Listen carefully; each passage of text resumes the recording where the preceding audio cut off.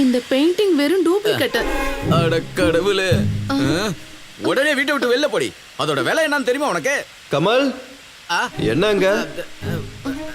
தம்பி, அந்த சாகிப் கொடுத்த பெயிண்டிங்க இவ வேக்கம் கிளீனர் வச்சு இழுத்து பீஸ் பீஸ் ஆக்கிட்டான். நேத்து என்ன நடந்தது தெரியுமா?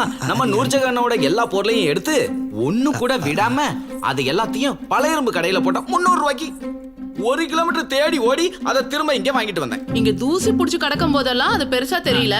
நான் எடுத்துட்டு போய் கொடுக்கும் போதுதான் அதுக்கு தங்க விலை வந்துருச்சான். கமலனாக்கு என் மேல மனசுக்குள்ள ஏதோ வெறுப்பு இருக்கு. எனக்கு தெரியும் அது என்னன்னு. அதனாலதான் இப்படி எல்லாம் பண்றாரு. ஓங்கி விட்டானா? ஆஹா தம்பி, நான் ஒன்னு சொல்றேன் கேளு.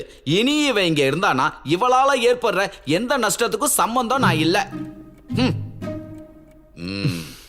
பேரு மாத்திரம் கன்னிகா. கனி, கமலுக்கு ஏன் இவ்வளவு கோவம்? அது நேத்து பாத்ரூம் பக்கத்துல நின்னுக்கிட்டு அவர் என்ன சைட் அடிச்சிட்டு இருந்தாரு. அப்படியா? Very good. அப்புறம் நான் கண்டுக்கவே இல்ல. ஐயோ, நீ ஏன் அப்படி பண்ண? எனக்கு அதெல்லாம் பிடிக்கல.